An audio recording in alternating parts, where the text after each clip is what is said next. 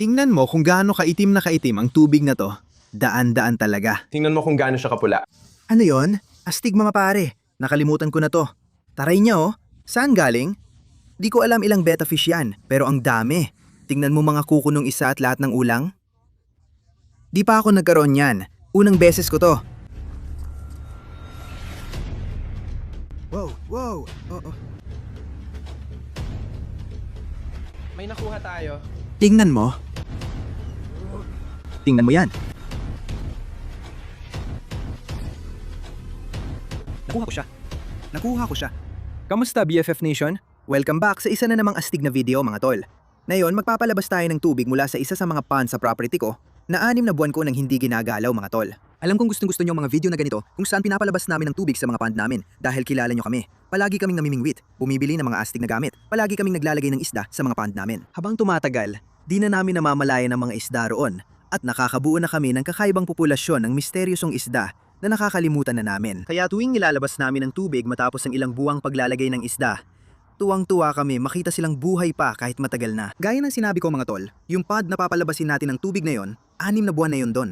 Simula nung inayos ko yon, hindi ko na yon ginalaw kahit minsan. Halos hindi ko nga tinitingnan. Hindi ko pa yon napalabasan ng tubig. Hindi ko rin pinapakain, okay? Wala akong nilalagay na fish food doon. Ang ginawa ko sa pond na to ay parang natural na ecosystem, di ba? Yung mga isda, nagpaparami para maging pagkain ng ibang isda. Parang tunay na ecosystem, may mga mandaraget at may mga biktima. At naging sobrang maayos ang resulta. Excited akong puntahan at palabasin ng tubig sa itim na misteryosong pond para makita ang laman. Hindi yung malaki Kakatapos lang natin ang video tungkol dito kamakailan. Yun ang main pond na nilalagyan natin ng isda kahit di siguradong gagawin. Pero ngayon, mas maliit at nakafocus tayo sa ulang at guppy. Pero may mga kakaibang isda rin doon. Mga astig na isda na inilagay natin itong mga nakaraang buwan. At mga kaibigan, sobrang excited ako. Pero bago natin gawin yon, magbibigay muna kami ng ilang update sa inyo. Nung huling video, bumili tayo ng $1,000 na play plecos. Pupuntahan natin sila ngayon para pakainin at tingnan ang kalagayan nila. Pati na rin ang Tigrinus catfish. Tara na mga kaibigan, nasa aquarium na tayo. Dito nakalagay ang 2 Tigrinus catfish natin. Bihirang isda mula Amazon. Ayan, may isa dyan. At yung isa, nakalabas ang buntot sa isang tubo. Meron din tayong 2 astig na designer plecos. Yung isa ay sunshine pleco. Yung isa, scarlet cactus pleco. Kaya ihulog natin ang masarap na tilapia dyan. Gustong gusto nila pati mga plecos. Sige, ilalagay ko sa harap ng mukha ni Tigrinus. Tamad sila at hindi kakain kung di ihahagis sa harap nila ang pagkain. Sige na, gusto niya Baka kainin ng pleko. Grabe, mas agresibo ang pleko kaysa ito. Nilalantakan niya talaga. Mahiyain ang mga Tigrinus na ito. Kadalasan kumakain lang kapag wala akong filming. Sa tingin ko dahil sa malaking ilaw kaya nahihiya sila. May isang Tigrinus na kumain na. Baka gutom si Abby dahil mahilig siya sa tilapia. Tingnan natin kung kakain siya. Sige na. Sabuyan mo siya ng tubig para marinig niya. Sige. Talaga? Totoo. Abby, kainin mo na ang pagkain mo. Ayan na siya. Sige, kinain na niya. Kailangan lang niyang paglaruan muna ng kaunti. Gusto mo pa ng isa? Malaki ka na.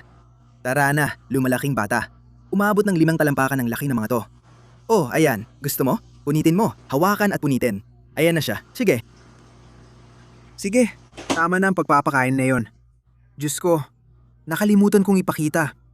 Noong mga nakaraang video, nahuli ko ang maliit na pulang freshwater hipon. Wala akong ideya kung ano yon. Nag-comment kayo na cherry shrimp ito.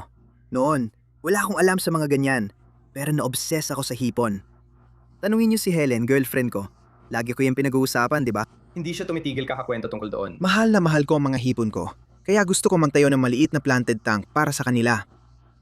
Ginamit ko ang dating tangke ng igat na noon ay para sa mga micro-igat na nahuli natin dati. Inayos ko lahat, pinatuyo ko at inalis ang igat. Nilipat ko sila sa isa kong nanotank. Tapos, sinimulan ko na. Hindi ko naman talaga madalas gawin ang ganitong mga bagay. Yung nag-aquascape ako, alam mo yon, naglalagay ng mga buhay na halaman at pinapaganda. Pero yun ang ginawa ko ngayon. At naisip ko, nahihiya akong aminin. Sige na, ayokong sabihin. $400. Sige, sabihin mo sa kanya yon. Gumastos ako ng $400 para sa hipon, mga 60 hipon yata ang nabili ko. Hindi ko akalain sasabihin ko to. Baka isipin niyo ang tanga ko. Pero gusto ko talaga ng hipon at tangke nila. Ang ganda ng itsura mga tol. Gusto ko lang kunin yung peke kong buhangin. Maglagay ng ilang hipon dito. Yung mga magaganda talaga. Pero malapit na mga tol. Babalik tayo doon sa lugar kung saan ako nakahuli ng cherry shrimp. At susubukan nating manghuli ng ilan sa wild para ilagay dito.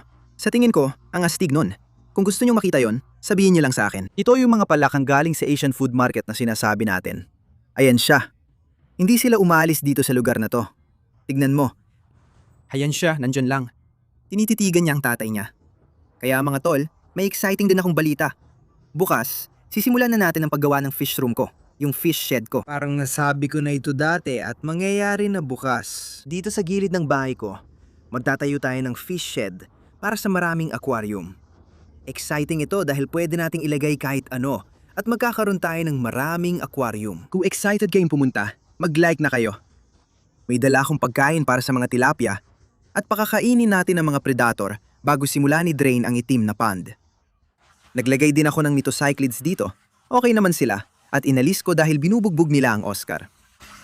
Yung mga hito, nagkakagulo na parang party. Sige mga kaibigan, ngayon susubukan ko ang matagal ko nang gustong gawin. Papasok ako kasama ang malalaking isda at pakakainin ko sila gamit ang kamay ko habang nakatayo ako sa loob. Medyo nakakatakot ito, pero sa tingin ko, magiging astig. Tara na. Papasok na ako. May tumama sa paa ko. Ano yun? Tara mga pare, gutom na ba kayo? Tara na. Huwag kayong matakot sa tatay nyo. Diyos ko, ang astig. Diyos ko. Ang lapit na. Takapakain lang namin kay Blaze gamit ang kamay. May mga isda dito. Tara. Nakuha niya agad. Bakit di ko to nagawa nun? Ang astig. Gutom ka? Hindi ko alam bakit ngayon ko lang nagawa yon pero sobrang saya ko. Astig talaga. Ang saya pakainin sa kamay ang mga dambuhalang red tail habang nasa tubig ako. Lupit nito. Sige mga tol. Ngayon, maglalakad tayo ng ilang hakbang papunta doon sa Black Mystery Pond. At sisimula nating hulihin ang mga isda, i-drain ito, at tingnan kung ano ang mga nabubuhay doon. Nandito tayo ngayon sa mini version ng Black Mystery Pond. Malamang pamilyar na kayo. 6 na buwan na kami naglalagay ng isda dito at 15 guppy ang nilagay namin. Hindi ko alam kung napapansin nyo, pero daan-daan na talaga sila rito. Parang kuneho kung dumami. Palagay ko, kaya lumalaki ng ganito ang mga ulang dito. Kasi tuwing lumalabas ako, 3 agad nakikita ko. Sila na siguro ang pinakamalalaking ulang na nakita ko. At nangyayari ito magdamag. Dito mabilis silang lumalaki dahil sa pagkain ng gapi. Kaya excited akong makita kung sino ang pinakamalaki at gaano kabaliw ang mga ulang na ito. Maraming pipe trap dito para sa ulang. Kaya buhat ko buong arong lambat. Patunay na seryoso ako. Ito ang gagamitin natin sa paghuli ng isda. Alam kong may betta fish at igat dito. Ano yon? Ibubuhos ko na lang, wala naman laman. Sige, itatapon natin sa gilid. Wala rin dito. Ang saya mga tol. Gaya ng sinabi ko, 6 na buwan na itong pad na ito dito. Alam mo yon? Puno ng tubig, walang filtration, walang pagpapakain, pero buhay na buhay pa rin. Sobrang nakakabaliw talaga dito. Tignan mo naman to. Kukuha lang ako ng maliit na sandok, tingnan mo. Nakakabaliw talaga ito. Eh hindi ko pa nga nalulubog yung lambat sa tubig. May nandyan ba? Excited akong malaman kung dumami na ang mga ulang dito. Maraming kulay at klase. Kaya baka may mabuo silang kakaibang kulay pag dumami. Oh! Diyos ka. May baby tayo. May baby na ulang dito guys. Grabe, tingnan nyo yung laki ng malaking babae. Ang laki talaga nun. Hahanapin ko yung video ngayon. Pinalaki ko talaga siya sa aquarium ko. At sa tingin ko siya yon dahil isa lang ang sipit niya. Nasa sump sila ng aba ko mula sa aquarium. Nabuntis yung isa ng maraming itlog pero hindi napisa. Hindi ko alam bakit, kahit dati nabuntis na siya. Tingnan nyo kung gaano siya kalaki at ilalagay natin siya sa aquarium na yan. Diyan natin ilalagay ang mga crawfish at iba pang bagay na pwede pagmasdan. Tingnan mo, may baby crawfish na kulay brown. Hindi maganda yan, ayaw natin ng brown na crawfish. Ilalagay muna natin sila dyan. Helen, tingnan mo kung gaano kalaki yung crawfish na yan. Ha? Janet ba yan? Ang dami mong putik dyan, Diyos ko. Tingnan mo yung nakuha mo. Kapag hindi ka gumalaw, hindi ka niya kukurutin. Anong gusto mo ipangalan sa kanya? Ano gusto mong itawag sa kanya? Janet. Janet. Si Janet ba? Naalala mo siya? Siyempre, nahuli natin siya sa Everglades. Noon, maliit pa siya. Ngayon, kasing laki na ng palad ko. Tingnan mo. Braso ba ni Janet yan? Si Janet ba yan? Hindi. Sana hindi si Janet yan. Wala na si Janet. Maraming crawfish at betta fish dito. Diyos ko, ang dami ring gapi. Nakuha natin siya. Tignan niyo mga pare, isang babaeng betta fish. Marami rin tayo nito. Kung nailigtas man o nahuli natin sila, marami tayong bita dito. Dito sila nilalagay. May maliit na pulang maganda. Ilalagay din sana siya sa aquarium. Diyos ko, hindi. Sana hindi siya kainin ng crawfish. Nakita mo ba dami ng gapi? 10 lang nilagay natin, pero ngayon parang ang dami na nila. Ayan si Janet. Tingnan mo siya, Helen. Kunin mo ang crawfish mo. Hindi, Janet, sandali. Ayun, nakatakas siya. Alam kong nakatakas ka. Makakaganti ka rin. Nakuha ko na siya. Tingnan mo, ito yung malalaki na gipaparami at nagkakaanak ng maliliit. Ayun, asul yon. Si Janet ba to? Sa tingin ko siya nga. Tingnan mo kung gaano siya kapula. Siguradong si Janet yan mga tol. Nahuli ni Helen to sa Everglades. Ang ganda ng orange na crawfish. Astig niya oh. Ilalagay natin siya sa tank kasama yung asul. Aray! Kinurot niya ako. Ayan na si Janet. Nag-break lang kami saglit para mag-set up ng pump dito. Ganito namin i-drain ang pond. Akyat ang tubig sa tubo at magda-drain. Kaya makikita natin ang maraming isda kapag bumaba na ang tubig. Naglagay kami ng maraming timba kasi baka magutom ang mga crawfish at kainin ang mga isda. Heto ang beta. Ilalagay natin sa timba na to. Boom! Magtatapon lang tayo ng lambat. Ano yung asul na bagay? Isa pang beta. Tignan mo kung gaano kaganda, parang asul. Paborito kong kulay. Ang ganda. Sige, ilagay mo siya sa tabi ng isa pang beta. Boom! 2 na sila. Isa pang batang ulang. Mag-comment kayo sa ibaba kung bakit brown sila. Siguro nagkakakulay lang sila pag malaki na. Ilalagay pa rin natin sila sa tangke. Malaking sandok. Tara na, Diyos ko. Tingnan mo ito, Helen. Napakaliit. Sanggol pa talaga. Tagumpay, mga kaibigan. Ang proyekto ng pagpaparami ng ulang, ang Jungle Gym. Ulang, Jungle Gym. Umepekto. May mga anak na tayo. Kulay brown sila, pero mga sanggol pa rin sila. Sige, kumuha tayo ng lambat dito na puno ng mga gapi at sisimulan na natin punuin ang timba ng gapi. Lahat ng ito ay ilalagay sa timba ng gapi. Tingnan mo yan. Ang ganda. May mga magagandang gapi dito. Ayan na sila. Tingnan mo kung gaano nakarami. Isang lambat pa lang yan. Ano? Sige, literal na imposibleng mahuli natin lahat ng mga yan. Pero susubukan natin. 2 pang betta fish. Ilang kaya lahat? Tingnan mo yung emerald green, tapos isa pang mas madilim, ang astig. 4 na betta fish. Marami na tayong nahuling isda at ulang. Pero kailangan na nating simulan ang pagpapalabas ng tubig dahil sobrang itim at madilim ang tubig. Wala tayong makita. Kaya sisimulan na natin i-drain na yon. Maghuhuli tayo ng isda gamit ang lambat at ipapaalam kung may kakaibang huli.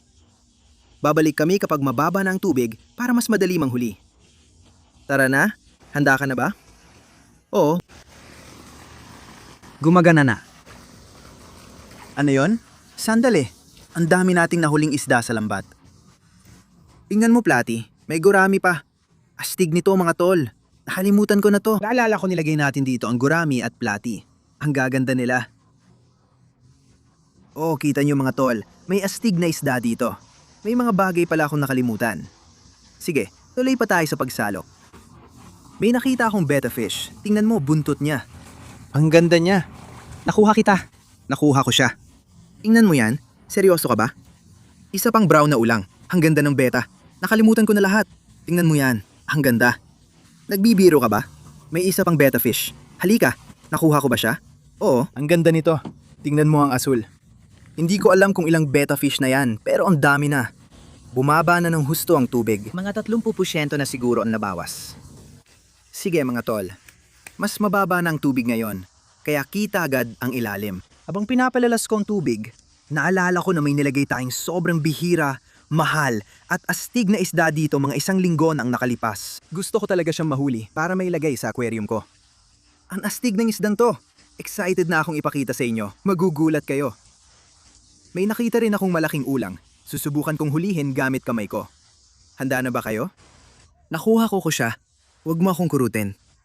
Mukhang kukurutin niya ako. Diyos ko. Ingnan mo, kalahating pula at puti, parang maroon. Isa na namang dambuhala. Ang dami nila rito. Ang dami kong nakikita. Ayan na siya. Nasa ibabaw mismo ng asul. Nagpaparami sila. Magaling. Gusto natin yan. Ano yon? Parang jet black na beta yon, ang astig. Ilalagay natin siya sa beta bucket. May 7 na tayong beta fish. Tingnan mo yung crawfish, nakikita mo? Mga tol, may flashlight na tayo para mas makita natin. Nakikita nyo ba yung malaki sa ilalim? Nakuha ko siya. Tingnan mo yung mga guhit sa bagay na yan. Ang lalaki talaga. Hindi ko alam paano nangyayari yon. Dito lang sila lumalaki. Subukan ko kaya kung makakapit siya. Gagawin ko na pero kailangan nyo i-like ang video. Usapan natin yan. Tingnan mo braso niya. Ang laki ng mga pang-ipit niya. O sige, 3, 2, 1. Aray! Aray! Diyos ko. Bakit ko ginawa yon? Pinadugo niya ako. Bumalik ka. Pinagsisiyan ko yon. Ang sakit. Pumasok ka sa tangke. Diyos ko, ang laki niya. Siya ang pinakamalaki. Kailangan ko sigurong pumunta sa ospital. Mamamatay ka na yata. Kita mo yung asul sa likod? May maliit siyang kuweba. Pare, nagtatago ka ba sa akin? Oh! Oh! Nakatakas siya. Nasaan na yung mahal at bihirang isda na tinutukoy ko? Dapat nandito siya. Kung wala, malulungkot ako. Sasalok tayo ng malaki dyan. Ang daming dahon. Tara na. Diyos ko. Albino pleco. Hindi ko yan nilagay dyan. Ano ba to? Saan ka galing? Sa tingin ko albino o tsokolate pleco yan. Medyo malaki siya at di ko alam saan galing. Di ko rin siya nilagay dyan. Ang astig. Ayan na siya. Handa nang umalis. Oh, isa pang asul na crawfish. Ay, nabitawan ko. Ayos lang, hindi naman malala ang nangyari. At nandito pa rin siya. Baka mahuli ko ulit siya. Sige mga pare, tingnan nyo to. Binawasan pa natin ng tubig ang itim na pond. Ngayon, mas madali na nating mahahanap lahat ng isda dito, pati mga crawfish. Kaya simulan na nating gamitin ang lambat at tingnan kung anong mahahanap natin. Ano yon? Dito mismo sa kanto. Tingnan nyo to. Ang dami kong nakuha dito. Asul na crawfish. Oo, babae siya. Pansinin ang may ikling kuko. Hindi buntis, sayang. 5 sila, pero parang may iba pa sa lambat. Isa pang beta fish, itim at asul. Ang ganda. Papunta na siya sa bay. Lahat ng to beta fish. Grabe. May malaki dito sa kanto, sa ilalim ng mga dahon. Nakita mo? Gumalaw siya, ang laki talaga. Diyos ko, ano yun? Saan napunta yon? Halimaw yon. Sa? Tingin ko, yun na yung isda na sinasabi ko. Malaki siya ah. Hindi ko akalaing ganun kalaki. Saan na napunta? Ayon, nandoon. Tingnan mo to. Sandali, hindi yan yon. Yan ay palos. Fire eel yan. Tingnan mo to. Saan galing to, Diyos ko? Halika dito. Nakuha ko ba siya? Nakuha ko siya. May sobrang laking fire eel dito. Alam kong may maliliit tayo. Pero di pwedeng lumaki agad ng ganon. Tingnan mo, laki nito. Para na talaga siyang adult. 6 na buwan ko nang nilalagyan ng kung ano-ano ang pond na ito araw-araw. Di ko alam saan siya galing, pero astig yun. Sa tingin ko, ililipat natin ito sa koi pond mamaya sa video. Alam mo, gawin na lang natin ngayon. Deserve niyang mapunta sa pond na yon. Tingnan niyo mga kaibigan, mayroon tayong higanting fire eel dito. Tingnan mo, magkakaroon ka ng maraming kaibigan dito. Ayan, tingnan mo kung gaano kaastig. Ang ganda. Ayan na siya. Dito namin nilalagay lahat ng adult fire eel. Mukhang higit 10 na sila dito. Kaya magkakaroon siya ng mga kaibigan at siguradong magugustuhan niya rito. Diyos ko, tingnan mo. Hindi ko napansin ang isdang ito. Yan ay honey gurami o parang ganon pero di ako sigurado. Habang nandito tayo, ilalagay na rin natin siya. Unti-unti nang nauubos. Pero may isa pang isda. Hindi yan ang tinutukoy ko. Sabi ko, may isang bihira at mahal na isda dito na mas astig pa. Dapat nandito siya. Tingnan natin kung mahuhuli natin. Tingnan mo. Sige. Dahan-dahan. Pasok sa lambat. Dahan-dahan lang, oo. Wala ring itlog sa kanya. Sa tingin ko, si Janet ay lalaking Helen. Idadagdag natin siya sa aquarium. Tingnan mo yung makukulay na ulang na nakuha natin. Ang lalaki nila, no? Napansin ko rin, nasana yung mga snapping turtle, tol. Naglagay tayo ng 2 batang snapping turtle dito. Pero hindi ko sila makita. Baka nagtatago sa mga dahon. Tingnan mo, may isa pang pula. Si Janet yan. Grabe, tingnan mo mga kuko ni Janet, ang lakas niya. Nag-gym pa siya. Aba, parang 3 Janet na nandyan ngayon. Tingnan mo, may isa pang asul. Nahuli ko lang siya kanina sa lambat. Sige, dumadami na ang nahuhuli nating ulang. Nakikita ko na silang naglalakad. Doon sa kanto, May astig na isda dun sa kanto. Kailangan nating bilisan. Tara na. Kita mo? Kakapasok lang niya sa lambat, nakuha ko na siya. Ano yon? Isa itong Sinodontis. Tingnan mo yan. Sinodontis catfish yan. Ang astig, hindi ko ito nilagay dito. Hindi ko alam kung saan siya galing, pero malaki-laki na siya. Hindi na siya baby. Tignan mo kung gaano kataas yung palikpik niya. Ang astig talaga. Gustong gusto ko ang mga isdang to.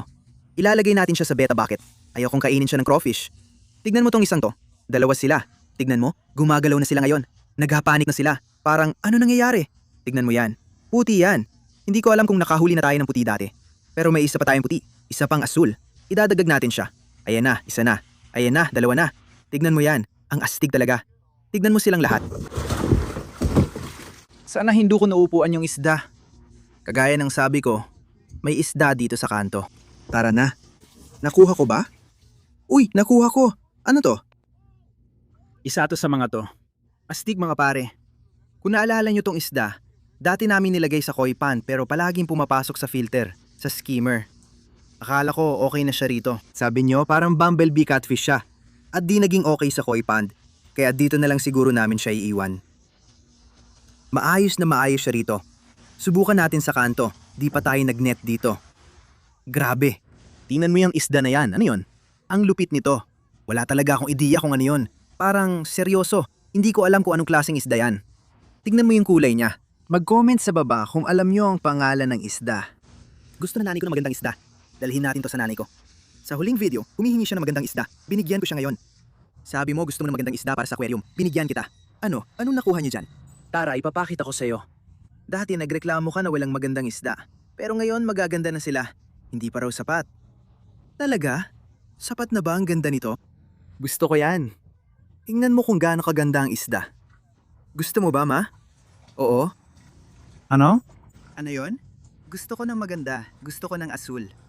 Kahel. Asul at kahel ito. Pero may iba pa akong hinahanap. Sige, subukan natin ulit. Salamat, Helen. O siya mga kaibigan, nandito na tayo sa itim na batya. Nandito ka ba para sa mas maraming isda? May magaganda pa bang isda? Tingnan mo yung dilaw. Gusto mo ba yon? Oo, kukunin ko siya. Pareho silang kukunin namin. Eto, ilagay mo sa tangke. Naku, nadulas. Nabitiwan niya. Nabitiwan kita.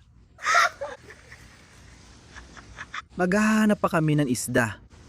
Ayan na Helen. Heto na yung isda na sinasabi ko. Tignan nyo, umaakyat na siya. Nakikita nyo? Oo, buhay pa. Pasok ka sa lambat. Diyos ko. Sige, hindi na ako makapaghintay na makita niya itong isda. Wala pa akong ganito dati. Ito ang una ko. At hindi pa namin ipinapakita sa inyo. Tignan nyo kung gaano kaastig yan. Isa itong lungfish. Gusto mo yan? Isa itong lungfish. Hindi yan maganda. Astig yan. Isa itong lungfish. Hindi, ayoko niyan. Bihira lang yan, ma. Umabot sila ng mga 40 pulgadang haba at may hasang talaga sila. Kung makikita mo dyan, parang axolotl sila. May hasang sila at huminga rin sila ng hangin. Umahon sila para huminga ng hangin. Nilagay namin sila dito mga 1 linggo nang nakalipas. Ilalagay namin ito sa aquarium sa loob para mas ma-appreciate. Sige, ilagay na natin guys. Tignan nyo kung gaano kaastig ang lungfish na yan. Sa tingin ko, yun na lahat ng isda na natatandaan ko. Marami pa ring guppies dito. Ngayon guys, ibabalik na natin lahat ng crawfish sa pond. Sige, ayan na. Lahat ng mga astig na crawfish, ibabalik na natin. Tignan nyo yung lambat. Tignan nyo lahat ng crawfish na yan. Grabe, ang dami. Sige, dito natin sila ilalagay, tapos pupunuin ulit ang pond ng tubig. Bitawan na. At saka guys, ilalagay din natin lahat ng guppies na nahuli natin kanina. Ang dami nila dito, kaya ibabalik na natin sila. Ayan. At ngayon guys, nandito na yung betta fish. Ibabalik din natin sila sa pond. Tignan nyo to, ang dami nating nakuha. Ang astig nun. Nandito na guys, may lungfish, Sinodontis na ito, albino pleco, at bumblebee ito. Ililipat natin sila sa ibang pond at tangke. Ngayon, maglalagay na tayo ng tubig at pupunuin ang pond na ito. Simulan na natin ilagay ang pangit na crawfish. Ilalagay natin sila sa predatory pond para mapabuti ang ecosystem dito. Maraming African cichlids ang dinagdag natin. Oo, dito natin sila ilalagay. Baka hindi pa sila kainin. Nandito na tayo sa Black Mystery Tub. Wala pa tayo nito dito kaya astig yan pare. Meron din tayong Sinodontis catfish. Astig din. Maliit na bumblebee catfish. Sobrang astig. Ayan na. At sa wakas mga pare, ang huling isda na ililipat natin ngayon ay ang ating African lungfish. Ang astig ng isda to mga pare. Sobrang excited akong mailagay siya sa tank at talagang ma-appreciate siya. Gusto kong maging maingat at dahan-dahan sa kanila. Nag-aalburuto siya. Tignan niyo yan, ang astig talaga. Ito na mga pare, 3, 2, 1. Ayan na, ang African lungfish. Grabe, ang astig talaga. Parang snakehead na isda. Tignan niyo yung maliliit niyang paa.